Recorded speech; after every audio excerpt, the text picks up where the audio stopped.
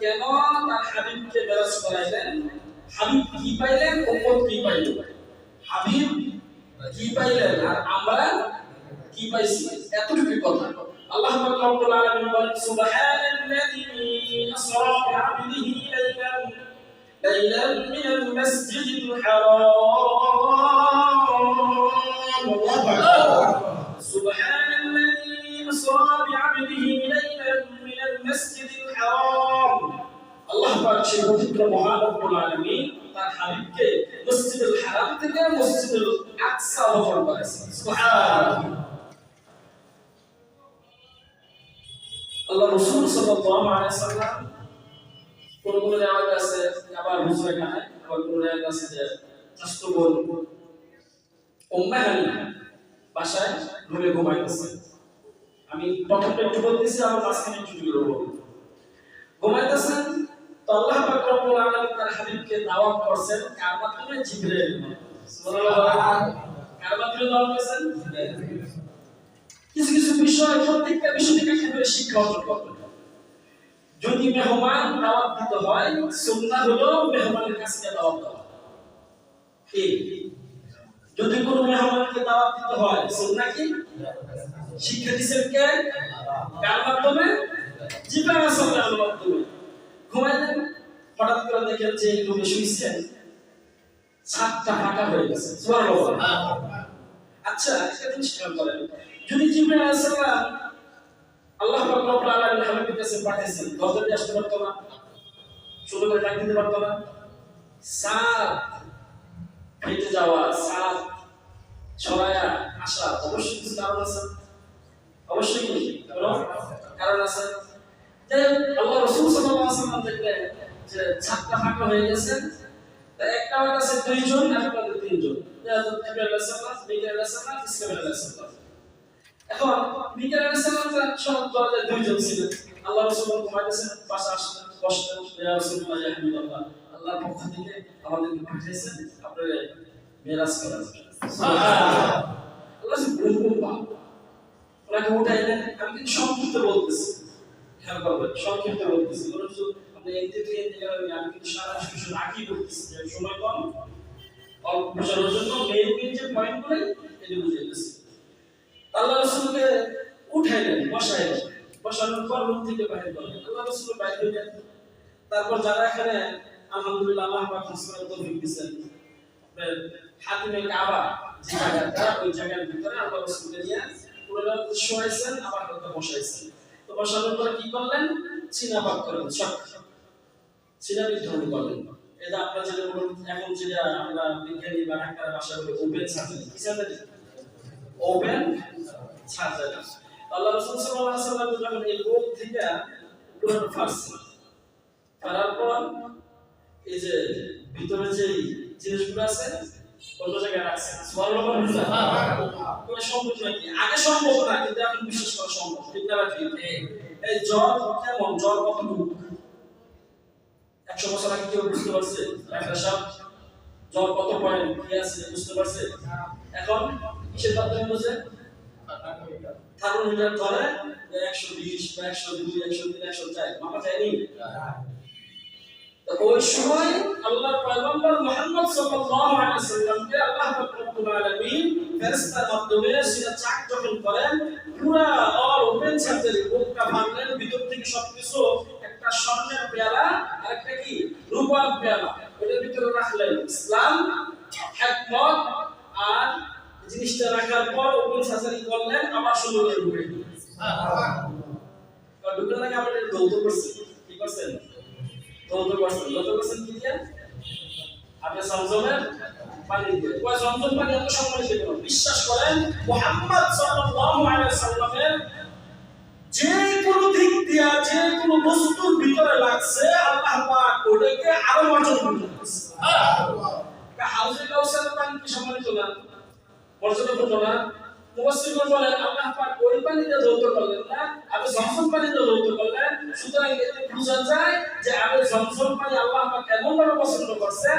এইজন্য তো যখন আপনি জমজম পানি পান করার আগে কেউ নিয়ত করে, আল্লাহ পাক ওই নিয়ত কবুল করেন। সুবহানাল্লাহ। আপনি জমজম পানি কি দাঁড়া এখানে বসে অনেক গুণ। আমি একদিন বলছিলাম, প্রশিক্ষণ বলছিলাম, এর মধ্যে একটা গুণ হলো জমজমের পানি এমন একটা নিয়ামত যে এটাকে পিপাসা লাগে না, ক্ষুধা লাগে। সুবহানাল্লাহ বলবেন না? যাই হোক, সবকিছু হলো হওয়ার পর জিবরাইল আলাইহিস সালাম শুরু করতেছে, রাসূলুল্লাহ আপনি কোথায় নিয়ে যান সেটা আপনি আমার সাথে যাবেন। ঠিক আছে, তো আল্লাহর পয়গম্বর মুহাম্মদ সাল্লাল্লাহু আলাইহি সাল্লাম বসলে কিছুক্ষণ পর দেখলেন যে বোরাক, এখানে অনেক আমরা ভুল আলোচনা শুনি যে ওই যে বোরাক, শুধু বোরাক দিয়ে যে আল্লাহর পয়গম্বর আল্লাহর সাথে সাক্ষাৎ করছেন বিষয়টা এরকম না। 4-5 থেকে 6টা বস্তু দ্বারা আল্লাহ পাক তার হাবিব আমাকে কাছে দিয়ে দিয়েছে। আচ্ছা, বোরাক উঠলেন, কবরা কতটুকু বড়? প্রায় খচ্চরের মতন, আবার কি গাধার মতন, মিডিয়াম সাইজ। ওইটা হচ্ছে মজার ঘটনা। দেখেন, বোরাক শব্দ প্রতি হচ্ছে আপনার বারিকুন শব্দ থেকে, আবার বারিকুন শব্দের মূল মাত্রা হলো বারকুন, আর বারকুন শব্দের অর্থ হলো বিদ্যুৎ। কি বলেন, বারকুন শব্দের অর্থ কি? বিদ্যুৎ।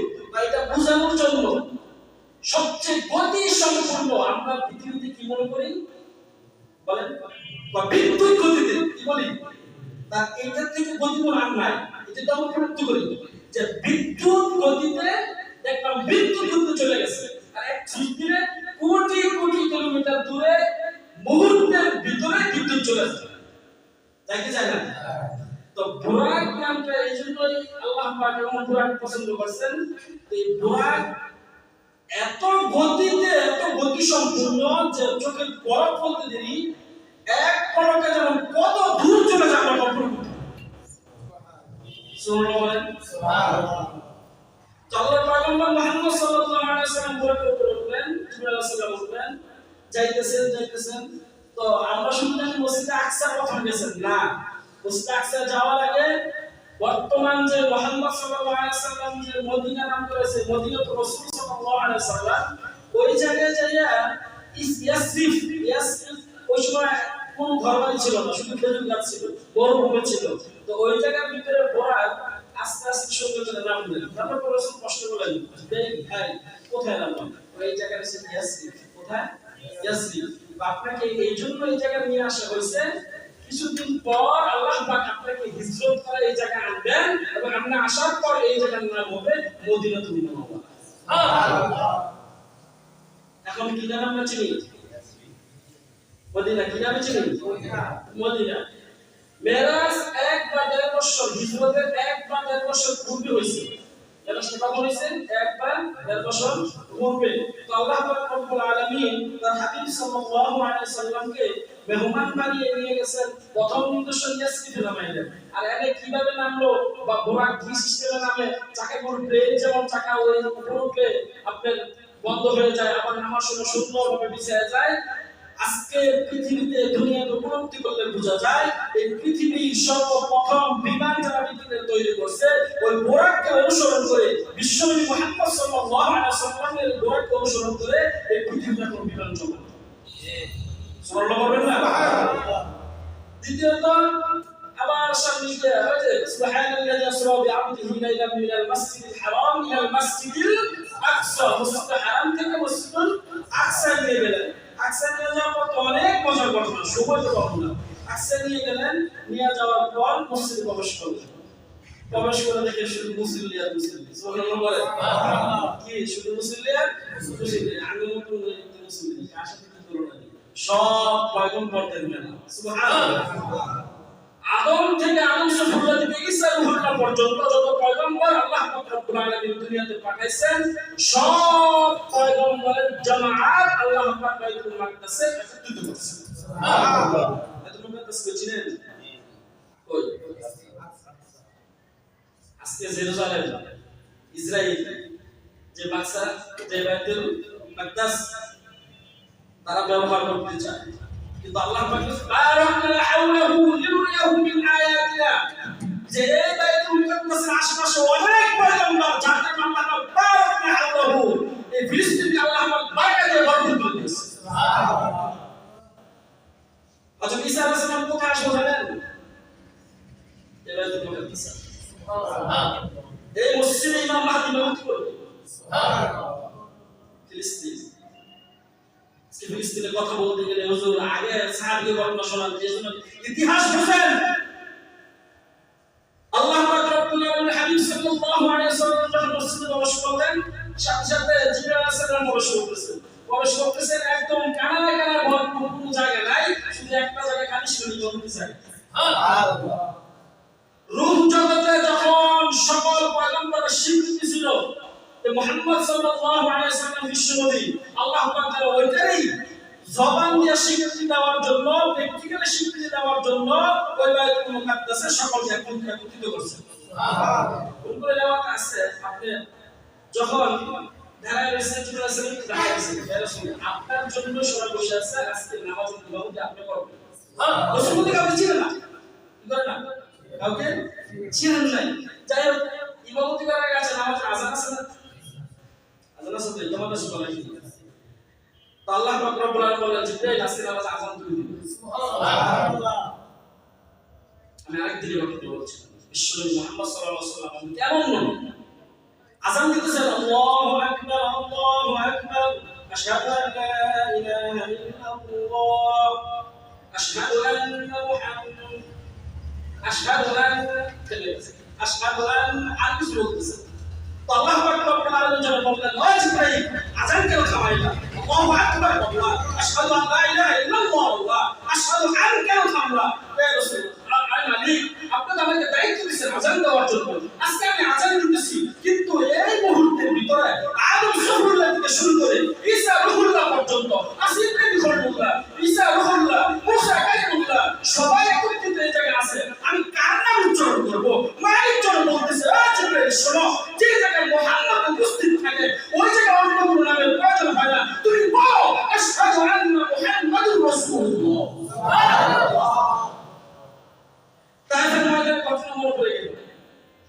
তাইফে যখন কাফেররা যুদ্ধে ঘিরে ফেললো, বিশ্বনবী একটা উচ্চারণ করলেন, আল্লাহ আপনি আমাকে কোথায় ছাড়লেন? আর মালিক আপনি আমাকে কোথায় ছাড়লেন? ওই মেরাজে আল্লাহ পাক তার হাবিবকে বলতেছেন, হাবিব আপনি তাইফের ময়দানে কষ্টে বলছিলেন কোথায় ছাড়লাম? আপনি জানেন না আপনি আপনাকে কত সম্মান দিয়েছি। এই পৃথিবীর কিয়ামতের আগ পর্যন্ত, ধ্বংস হওয়ার আগ পর্যন্ত আমি আপনার নামটাকে এমন ভাবে স্থাপিত করে দিয়েছি, নামাজ পড়তে গেলে আযান দেওয়ার দরকার, আযান দেওয়ার পরে নামাজ পড়ার দরকার, আযানে আপনার নাম, নামাজে আপনার নাম, দুরূদে আপনার নাম, কোন জায়গায় আপনার সম্মান আমি কমাই নাই। সুতরাং আপনাকে সর্বোচ্চ সম্মানের মর্যাদা আমি আল্লাহ পাক দিয়েছি। সুবহানাল্লাহ। তো ইমামুল আম্বিয়া কোথা থেকে আসছে? সকল পয়গম্বরের ইমামতি করছে আমার আপনার বিশ্বনবী মুহাম্মদুর রাসূলুল্লাহ সাল্লাল্লাহু আলাইহি ওয়াসাল্লাম। ইমামতি নামাজ শেষ, ইমামতি শেষ হওয়ার পরে আবার দেখা গেছে এক কোণার ভিতরে যে আদম আলাইহিস সালাম, ইব্রাহিম আলাইহিস সালাম দুজনের নিয়ন্ত্রণে, আবার কোন কোন জায়গা আছে যাতে আলোচনা হয়নি, যাক মোটামুটি একটু সহিহ আলোচনা করি যে আদম আলাইহিস সালাম নামাজ শেষ করার পর যেন আমরা পাবলিকের কিছু ফাসাদ করি না বা কি নিয়ন্ত্রণে, তো পুরো মসজিদটা নিয়ন্ত্রণ করতেছেন আদম আলাইহিস সালাম ও ইব্রাহিম আলাইহিস সালাম। বলতেছেন যে এই পর্যায়ে এই মুহূর্তে যে আপনাদের সম্মুখে কিছু ইমামিকি এবং এই হিকমতের কথা বলবেন, পরিচিত করাবেন, পরিচিত হবেন। এই প্রথম স্বাগত বক্তব্য রাখবেন আদম সফিউল্লাহ। আদম আলাইহিস সালাম প্রথমেই মাইক ধরে বলতেছে, আলহামদুলিল্লাহ ওয়া শুকরান রব্বুল আলামিন। প্রথমে শুকরিয়া আদায় করছে, আমি শুকরিয়া আদায় করতেছি তোমরা যারা এখানে আছো সবাই আমার সন্তান, আল্লাহ পাক তোমাদের পিতা বানাইছে। তো বিশেষ করে আজকে আমি আমার শুকরিয়া আদায় করতেছি মুহাম্মাদের মতন সন্তান আল্লাহ পাক আমাকে পিতা বানাইছে। সুবহানাল্লাহ।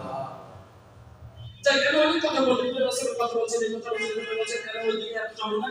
দ্বিতীয়ত যখন আবার ঘোড়াকে উঠলেন, ঘোড়ার পর প্রথম আসমানে গেলেন। কোন আসমানে?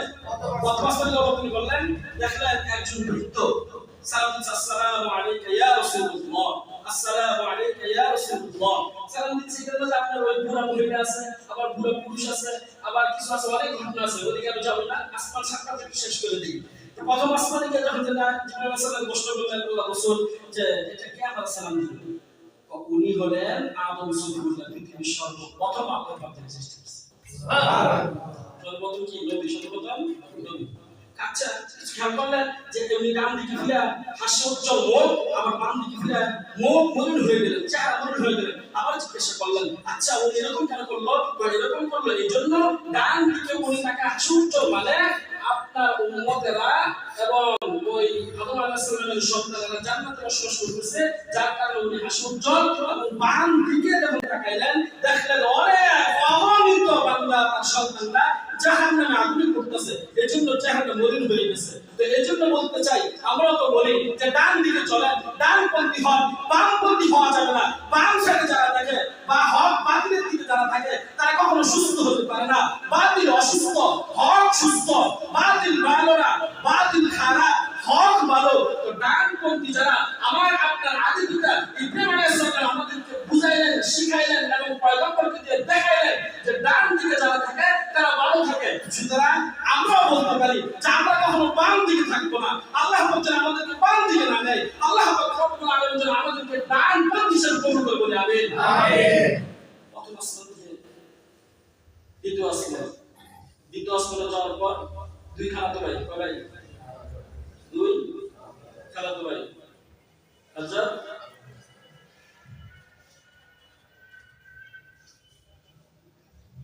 ইয়াহইয়া ইবনে যাকারিয়া আর ঈসা আলাইহিস সালাম, দুজনের সাক্ষাৎ।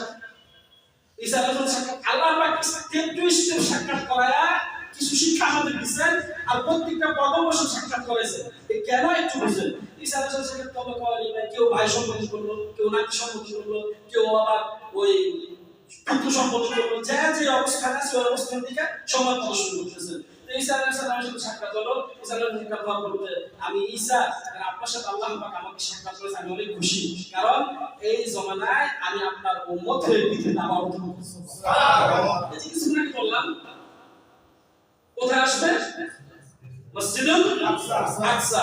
কয় আযান হয়ে যাবে, ইকামত হয়ে যাবে, মুসলিমরা সবাই দাঁড়াবে, কিন্তু ইমাম সাহেব এখনো ইমাম সাহেব আছে, তিনি নামাজ শুরু করতেছেন। হঠাৎ করে একটা শব্দ আসবে, মুসলিমের বর্ণনা পাওয়া যায় যে সাদের মধ্যে একটা শব্দ আসবে, সবাই অবাক হয়ে যাবে যে কি আসলো। তো মুসলিমরা যাবে গিয়ে আমন্ত্রণ করে হযরত ঈসা আলাইহিস সালাম নামাজ শুরু করবে। সুবহানাল্লাহ।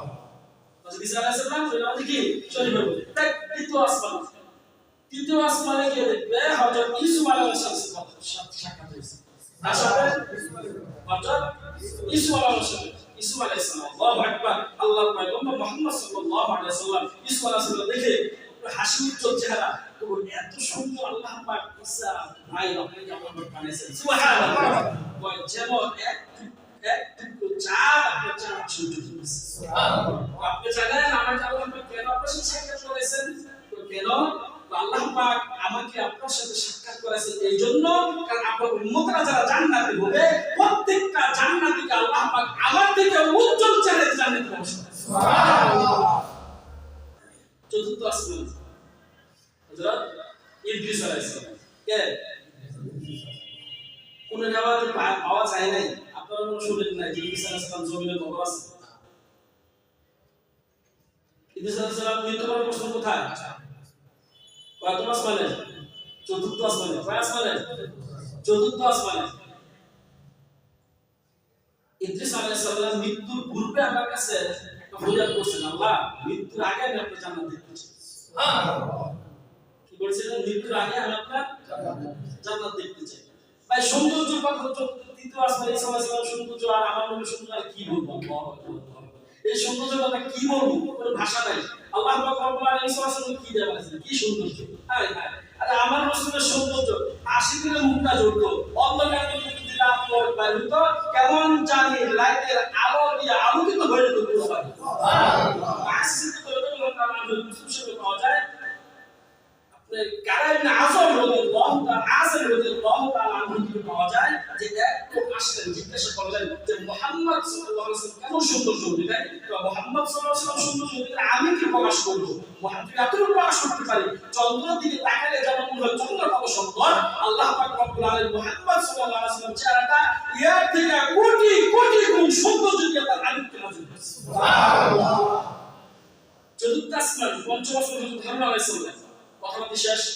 ষষ্ঠ আসমান হযরত মূসা আলাইহিস সালাম, কে? মুসা আলাইহিস সালাম সাক্ষাৎ করার পর যে মুসা আলাইহিস সালাম কথা বলতে মিলছে একারে বলতেছেন আল্লাহ পাক রব্বুল আলামিনের কাছে একবার মুসা আলাইহিস সালাম জিজ্ঞাসা করছিল আয় আল্লাহ আমার উম্মতের সংখ্যা হাসরের ময়দানে কেমন হবে? তোমার উম্মতের সংখ্যা অনেক হবে অনেক হবে অনেক হবে অনেক হবে, কিন্তু কি বলছেন? প্রথম মুসা আলাইহিস সালাম কান্না করতেছে, মন খারাপ, যখন বলছে উম্মতের সংখ্যা অনেক হবে, আবার কিন্তু বলেন কিন্তু আমার হাবিব মুহাম্মদ সাল্লাল্লাহু আলাইহি ওয়াসাল্লামের যে উম্মতের সংখ্যা জান্নাতীর তোমার থেকে 10 গুণ বেশি। সুবহানাল্লাহ। আবার মন খারাপ, মুসা আলাইহিস সালামের কি মন খারাপ কেন? আল্লাহর সাথে সাক্ষাৎ করতে পারে, দুঃখ দুঃখ আছে না নাই? আমার দুঃখ, আমি এত চেষ্টা করছি, আল্লাহর কাছে দোয়া করছি, আল্লাহ পাক আমাকে সুযোগ দিয়েছিল না, আমি তো আরে ভাই শুনেছি তো কেন আছে আল্লাহু আকবার। তো আল্লাহ পাক রব্বুল আলামিন মুসা আলাইহিস সালামকে সাক্ষাৎ করার সেই যোগ্যতা দেন নাই। বিশ্বনবী কেন সব সাংসারিক দিকে সব মতবাদ একদিকে, বিশ্বনবী কেন এই পৃথিবীর জমিনে যত পয়গম্বর ছিল কোন পয়গম্বরকে আল্লাহ পাক ডেকে আরশ আজিমের নাই একমাত্র নিয়েছেন বিশ্বনবী মুহাম্মদ সাল্লাল্লাহু আলাইহি ওয়াসাল্লামকে, এইজন্য তিনি বিশ্ব। সুবহানাল্লাহ। সুবহানাল্লাহ। সত্য আসমান শেষ 2 মিনিট।